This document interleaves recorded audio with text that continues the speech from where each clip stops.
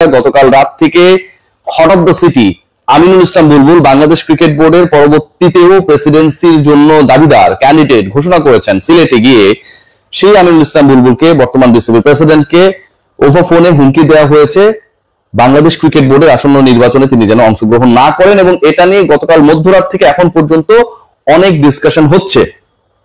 Perspective one.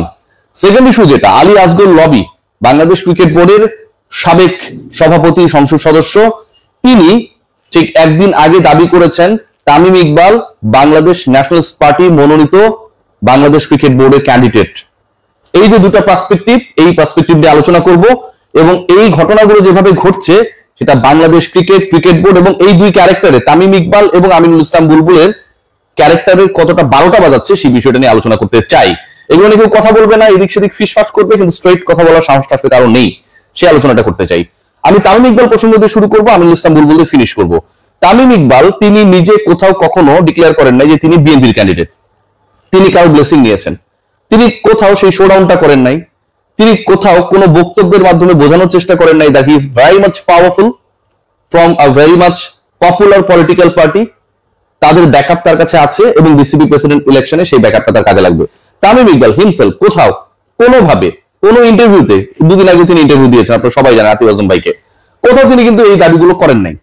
Lobby ভাই, যিনি Bangladesh cricket বোর্ডের মেকানিজমের বাইরে এই মুহূর্তে রেসপেক্টেড লবি ভাই, তিনি সাক্ষাৎকারে বলে দিলেন আমাদের মনোনীত, মানে বিএনপি মনোনীত প্রার্থী হচ্ছে তামিম ইকবাল। যেই ঘটনাটা ঘটেছিল সাকিব মাশরাফির ক্ষেত্রে, যে তারা আসলে কতটা জনপ্রিয়, কতটা মানুষের কাছের মানুষ, তাদের বিশ্বাস হইতো না, এই কারণে তাদের আওয়ামী লীগ করা লাগছে। আওয়ামী লীগে গিয়ে টিকিট নিয়ে এমপি হয়েছেন। আওয়ামী লীগ করলে পৃথিবীর সকল মানুষের, সকল বাঙালির কাছের মানুষ হওয়া যাবে, এই যে একটা মাথার মধ্যে কিছু একটা ঘুরছিল, এটার কারণে তারা যেভাবে ক্ষতিগ্রস্ত হয়েছেন, তামিম ইকবালের ক্ষেত্রেও কিন্তু সেই প্রেক্ষাপটটা লবি ভাই তৈরি করে দিয়েছেন। বাংলাদেশ ন্যাশনালিস্ট পার্টি যদি তামিম ইকবালকে চুজও করে, কথার কথা, অ্যাডমিনিস্ট্রেটর হিসেবে, বিসিবি প্রেসিডেন্ট হিসেবে, সেটা পপুলারিটির কারণে, তামিমের গ্রহণযোগ্যতার কারণে। তামিম ইকবাল এখনো বাংলাদেশের ক্রিকেটে প্রবলভাবে রেলেভেন্ট, সে কারণে তামিম ইকবাল ক্রিকেটারদের অধিকার নিয়ে বারবার কথা বলেছেন, হোঁচট খেয়েছেন। আগের গভর্নমেন্টের সময় যদি আমরা খেয়াল করি, তামিম ইকবাল সবচেয়ে বেশি ভুক্তভোগী হয়েছেন, যে বিশ্বকাপে বাংলাদেশকে তিনি নেতৃত্ব দিয়ে নিয়ে যাওয়ার ক্ষেত্রে বিশাল রোল প্লে করেছেন, সেখানে খেলতে পারেননি, ক্যাপ্টেন্সি কেড়ে নেওয়া হয়েছে।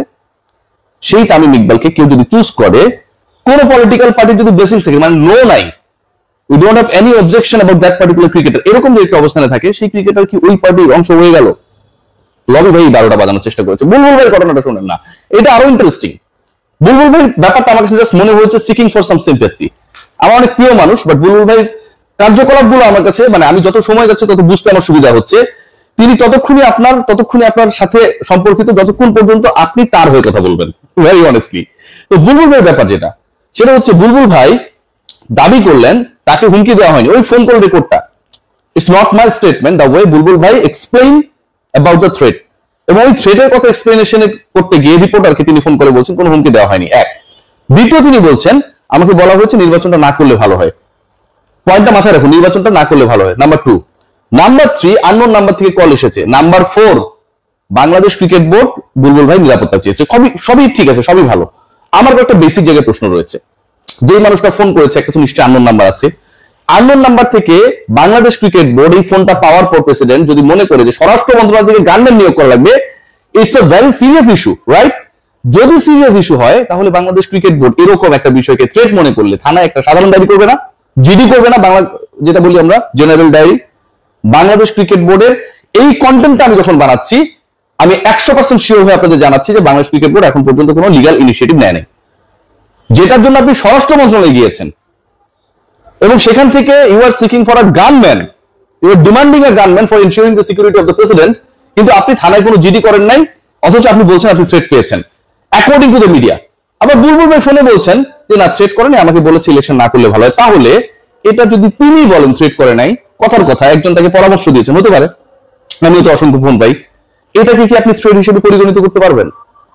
যে লোকটা থ্রেট করবে সে তো থ্রেটই করবে, যে লোক থ্রেট করবে সে কি ভালোভাবে বলবে যে ভাই আপনি ইলেকশন না করলে, আমাকে তো অনেকে বলে যে ভাই আপনার তামিমকে নিয়ে কথা না বললেই ভালো হয়, তার মানে কি আমাদের থ্রেট করলো? আর যদি সেটা হয়ে থাকে, ইফ ইউ মিন দ্যাট, আপনি কেন এই চিঠিটা স্বরাষ্ট্র মন্ত্রণালয়ে দেওয়ার সময় অথবা আগে অথবা পরে থানায় কোনো জিডি করলেন না? নাম্বার 3, আননোন নাম্বার থেকে ফোন এসেছে, বুলবুল ভাই সেই ফোন অ্যাটেন্ড করেছে এবং সেখানে বেশ নোটেবল টাইম, উল্লেখযোগ্য সময় কথা হয়েছে। সাকিব আল হাসানের নাম্বারটা বুলবুল ভাইয়ের মোবাইলে সেভ করা ছিল না, আননোন নাম্বার। পয়েন্টে আসুন, তিনি সাকিব আল হাসানের একাধিক কল ধরেন নাই, কিন্তু ওই যে থ্রেডটা তার কলটা আসলো সেটা আপনি ধরলেন।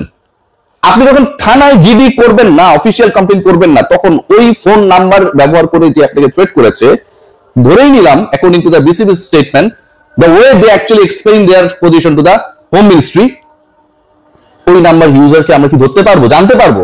মিডিয়ার তো দরকার আছে যে এই নাম্বারটা কে এটা করলো। বুলবুল ভাই সস্তা কিছু সিম্পেথি আদায়ের জন্য অথবা তার পরিচালিত বোর্ড এই কাজটা করেছে। ভেরি অনেস্টলি, বাংলাদেশ ক্রিকেট বোর্ডের এরকম একটা সিটিং প্রেসিডেন্টকে কেউ থ্রেট করবেন, আপনি সাধারণ ডায়েরি করবেন না, আপনি নাম্বারকে এক্সপোজ করবেন না, আপনি আইন শৃঙ্খলা রক্ষাকারী বাহিনীর কাছে সবার আগে যাবেন, এন্ড দেন ওইটার রেফারেন্স আপনি হোম মিনিস্ট্রিতে যাবেন, দিস ইজ দ্য কেস, ফাইলটা কে কি বলবো জেনারেল ডায়েরি, এবং এই কেসটাকে আমলে নিয়ে আপনাদেরকে আমার প্রেসিডেন্টকে নিরাপত্তা দিতে হবে। খুবই লজিক্যাল। আপনি কোনো কিছুই করলেন না। আপনি আবার ফোনে ইন্টারভিউতে বলছেন যে থ্রেট করেন, এমনি বলেছে যে ইলেকশনটা না করলে ভালো হয়। তো এইটার মধ্যে কি দাঁড়ালো? মজার ব্যাপার কি জানেন, বুলবুল ভাইকে এই কথাটা আমি গেস করছি, যিনি বলেছেন আমি গেস করছি বুলবুল ভাই তাকে চেনেন, বুলবুল ভাই তাকে চেনেন, খুব ভালোভাবে তাকে চেনেন, এটা আমার গেস, 100% সত্য হবে আমি বলছি না। তিনি ব্যাপারটাকে জাস্ট হচ্ছে ওই থাকে না যে সবাই বলছে বুলবুল ভাই ভালো মানুষ, তিনি পরবর্তী প্রেসিডেন্টের দায়িত্বে যাক, একটা পাবলিক পারসেপশন তার দিকে রয়েছে, তার ভালো কাজের জন্যই রয়েছে। আই অ্যাপ্রিশিয়েট, বুলবুল ভাই ভালো কাজ করেছে, আই অ্যাপ্রিশিয়েট। এই কাজগুলোকে কন্টিনিউ করা গেলে সেটা আরো ভালো হবে, আই অ্যাপ্রিশিয়েট। তিনি আরো ভালো হওয়ার চেষ্টা করেছেন। জিনিসটা একদমই আগলি লেগেছে টু মি, কারণ বুলবুল ভাই বাদ দেন, ওনার মতো এত ভালো মানুষের কথা বাদ দেন, হ্যাঁ, আমার মতো খারাপ মানুষকে যদি কেউ ফোনে যদি, যেটা আমি ফিল করবো যে ইটস লাইক আ থ্রেট, আমি ডেফিনেটলি লিগ্যাল অ্যাকশনে যাব। আমার ইউটিউবের ভিডিও নিয়ে ঝামেলা করেছিল, একটা ছিল রব রকি, বলে দিলাম, আমি কিন্তু তার ব্যাপারে কোর্টে কেস ফাইল করেছি এবং পিবিআই এটা তদন্ত করছে, পুলিশ ব্যুরো অফ ইনভেস্টিগেশন এটা তদন্ত করছে সিরিয়াসলি। সেই জায়গায় বাংলাদেশ ক্রিকেট বোর্ডের প্রেসিডেন্ট এরকম ফিল করছেন, বিসিবি ফিল করছে হি ইজ আন্ডার থ্রেট, কিন্তু বাংলাদেশ ক্রিকেট বোর্ড কোনো থানায় গিয়ে লিগ্যাল অ্যাকশন নেয় না। মিরপুর থানা আর বাংলাদেশ ক্রিকেট বোর্ড হাইটা গেলে 2 মিনিটের বেশি লাগে না, সেই জায়গায় কোনো অ্যাকশন তারা নেয় না, নাম্বারটা এক্সপোজ করে না। এবং সবচেয়ে বড় এবং দুঃখজনক ব্যাপার যেটা, যে এই ঘটনা ঘটলো, প্রেসিডেন্ট আবার গণমাধ্যমে বলছেন এমনি আমাকে বলেছে যে ইলেকশন না করলে ভালো হয়। এই কথা যে কেউ বলতে পারে, এটাকে যদি আপনি মনে করেন থ্রেট এবং এটার জন্য যদি গানম্যান চান অ্যাকর্ডিং টু ইউর স্টেটমেন্ট, এটা আমার কাছে কোয়াইট ফানি মনে হয়।